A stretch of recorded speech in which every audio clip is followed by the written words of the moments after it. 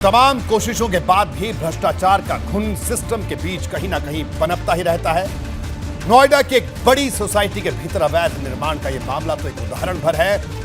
नोएडा विकास प्राधिकरण के अफसरों ने जिस तरह अपनी ही तरफ से भेजे गए नोटिस की तामील नहीं कराई, जिस तरह श्रीकांत त्यागी के अवैध निर्माण की कुंडली पर पर्दा ढक दिया गया, उससे साफ है कि नोएडा विकास प्राधिकरण की अभी और भी सफाई की जरूरत है।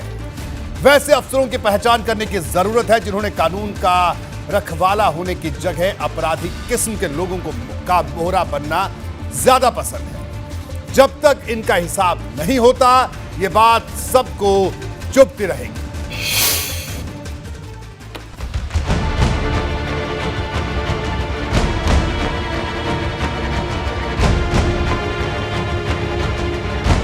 भगोड़े श्रीकांत त्यागी की अब खैर नहीं। वो जितना भागेगा उतना भुगतेगा। कालीबाज त्यागी के नाम सुबह से शाम तक यूपी पुलिस ने बुलडोजर वाला सख्त संदेश जारी किया है, जिसका मतलब यही है कि समझ गए तो गनीमत है, नहीं समझे तो कई गुना मुसीबत है।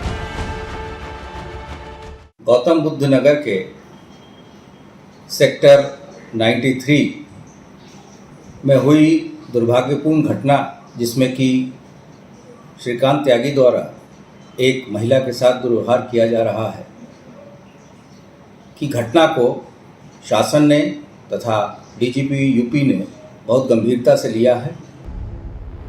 योगी सरकार ने साफ कर दिया है कि श्रीकांत त्यागी पर सबसे सख्त एक्शन का आगाज हो चुका है और अब ये कार्रवाई थमने वाली नहीं है। जिन अफसरों से मिली भगत के दम पर श्रीकांत त्यागी गनर लेकर घूमता था, जांच की रडार पर वो भी होंगे और नोएडा अथॉरिटी के जिन सफेद पोशों की कृपा पर श्रीकांत त्यागी अपने खिलाफ जारी नोटिस को हवा में उड़ा देता था, अब वो भी नप सकते हैं। दूध का दूध और पानी का पानी करने वाली तफ्तीश शुरू हो चुकी है। अपराध पर जीरो टॉलरेंस की नीति के तहत हम आगे बढ़ रहे हैं। जो भी इसमें वांछित लोग हैं उनको गिरफ्तार किया जाएगा, उनको हम जेल भेजेंगे, कड़ी कार्रवाई करेंगे और पीड़ित परिवार के साथ पूरी सरकार खड़ी है। यदि कहीं जांच में पाया गया कि अधिकारी कर्मचारियों की कुछ लापरवाही है, उन पर भी हम कार्रवाई करने वाले हैं, किसी को छोड़ेंगे नहीं। स्पष्ट तौर पर 2017 से 2022 तक इस प्रदेश ने देखा है और प्रदेश की जनता ने मुहर लगाई है। इस प्रदेश में कानून को हाथ में लेने वाला कोई भी अपराधी हो, कितना बड़ी से बड़ी पहुंच वाला हो, ताकत वाला हो, उसके खिलाफ कठोर कार्रवाई होती है। कहीं भी किसी की संलिप्तता है तो उसके खिलाफ कठोर कार्रवाई होगी। दरअसल श्रीकांत त्यागी ने पुलिस के इकबाल को चुनौती दी थी। योगी राज में एक महिला के साथ सरेआम बदसलूकी करके उसने अपनी हनक दिखाई थी। अब सनक और हनक दोनों का हिसाब एक साथ किया जा रहा है। इसके लिए शहर शहर पोस्टर लगाए गए हैं। 25,000 का इनामी घोषित करने के बाद फरार गालीबाज त्यागी की पाताल तक तलाश हो रही है। भारतीय जनता पार्टी का कोई भी कार्यकर्ता किसी भी अपराधी के समर्थन में जा ही नहीं सकता, मैं दावा करता हूं। और यदि आपको ऐसी सूचना मिले तो आप देखेंगे कि कड़ी से कड़ी कार्रवाई से हम हिचकने वाले नहीं हैं। यानी एक उदाहरण स्थापित हो पूरी तरह से ये लेसन है लोगों के लिए और उत्तर प्रदेश में कानून का राज है और कायम रहेगा। सबसे ज्यादा हालत नोएडा अथॉरिटी के उन अधिकारियों की खराब होने वाली है जिन्होंने श्रीकांत त्यागी को वीवीआईपी ट्रीटमेंट दिया था। नोएडा की ग्रैंड ओमैक्स सोसाइटी के लोगों ने श्रीकांत त्यागी के अवैध निर्माण की शिकायत 2019 में ही नोएडा विकास प्राधिकरण से कर दी थी, लेकिन प्राधिकरण के लोगों ने श्रीकांत के अतिक्रमण का विकास होने दिया और अपनी ड्यूटी के नाम पर चादर तान कर सो गए। नतीजा, श्रीकांत की हनक और सनक दोनों बढ़ती रही और उसने वो कर दिया जिससे योगी सरकार के इकबाल पर ही सवाल उठाए जाने लगे। तो देखिए, पुलिस को पकड़ना चाहिए, हैं, और कार्रवाई भी करना चाहिए, हैं। अब हो सकता है भारतीय जनता पार्टी के हैं इसलिए न पकड़ पा रहे हो, हैं। लग रहा है कि बहुत देरी हो रही है ऐसे व्यक्ति को जो सबके सामने, जिसका वीडियो जो गाली दे रहा है, भद्रता कर रहा है। देखिए, जहाँ महिलाओं का अपमान करे तो उसे तुरंत गिरफ्तार करना चाहिए। चारों तरफ से यही सवाल पूछा जा रहा है कि नोएडा अथॉरिटी के अफसरों की त्यागी पर ऐसी विशेष कृपा क्यों थी कि आम लोगों की शिकायतें नक्कार खाने में तूती की आवाज बनी रही और श्रीकांत त्यागी एक सामान्य नागरिक के अधिकार को अपने पांव की जूती समझता रहा। अगर ऐसा नहीं था तो ऐसी तस्वीरें आने का सवाल ही नहीं पैदा होता। जिन अधिकारियों ने उस चिट्ठियों पर संज्ञान नहीं लिया गया उनके खिलाफ भी कार्रवाई होगी। हमारी सरकार में कार्रवाई हो रही है। जो लोग कह रहे हैं कि कार्रवाई नहीं हुई, उन्होंने अपने कभी ऐसी कार्रवाई की किसी ने?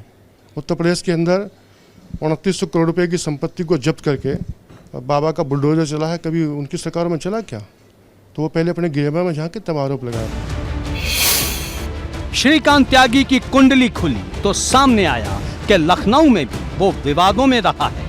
यहाँ के गोमती नगर विस्तार के ग्रीनवुड अपार्टमेंट में त्यागी रहा करता था, जहां 2 साल पहले अपार्टमेंट में रहने वाली एक महिला से संबंधों का आरोप लगाते हुए त्यागी की पत्नी ने उससे मारपीट भी की थी। तब गोमती नगर थाने में दोनों पक्षों की तरफ से मामला दर्ज कराया गया था, लेकिन त्यागी की हरकतें फिर भी नहीं रुकी। नोएडा की ओमैक्स सोसाइटी में उसने जो किया, उसके बाद अब त्यागी की तलाश में लखनऊ, मेरठ, मुजफ्फरनगर और बागपत से लेकर उत्तराखंड के देहरादून और ऋषिकेश तक लगातार पुलिस टीम सक्रिय है।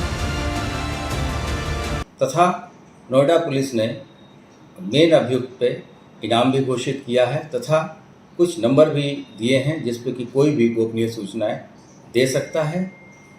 उत्तर प्रदेश शासन और डीजीपी यूपी की तरफ से यह स्पष्ट किया जा चुका है कि इस तरह की घटनाएं कतई बर्दाश्त नहीं की जाएंगी। उधर पूरे मामले पर सियासत बेहद गर्म है। उत्तर प्रदेश की पुलिस के साथ साथ सरकार का भी संरक्षण अपने पार्टी के अपराधी को है और जिस अपराधी को भाजपा सरकार का संरक्षण होता है उसकी गिरफ्तारी नहीं होती है। उत्तर प्रदेश के लोग कहने लगे हैं अगर उत्तर प्रदेश की भाजपा सरकार विपक्ष का कोई अपराधी हो, अपराधी बनाना हो तो गधे की सींग की तरह उसे खोज लेगी और अगर अपराधी भाजपा का है तो पूरा संरक्षण प्राप्त होता है। लोगों में यह विश्वास था कि इसी सरकार में न्याय की उम्मीद वो करते हैं। वहाँ के लोगों का ही कहना था कि अगर यह परिस्थिति अगर सपा बसपा कांग्रेस में होती तो शायद कोई देखने वाला भी नहीं होता। अपराधियों को संरक्षण देने वाली वो सरकारें थीं। आज लेकिन लोगों को भरोसा है, उस परिवार को भी, उनके शुभचिंतक को भी और समाज में भी लोगों को यह भरोसा है कि जो गलत है वह तो बिल्कुल ध्वस्त होगा, जो सत्य है वो स्थापित होगा। अब सबकी नजर इस बात पर है कि नोएडा पुलिस तमाम कोशिशों के बावजूद कब तक श्रीकांत त्यागी को गिरफ्तार कर पाती है।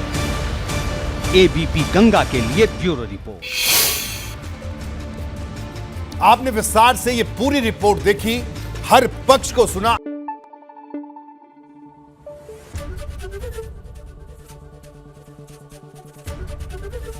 एबीपी गंगा, खबर आपकी, जुबान आपकी।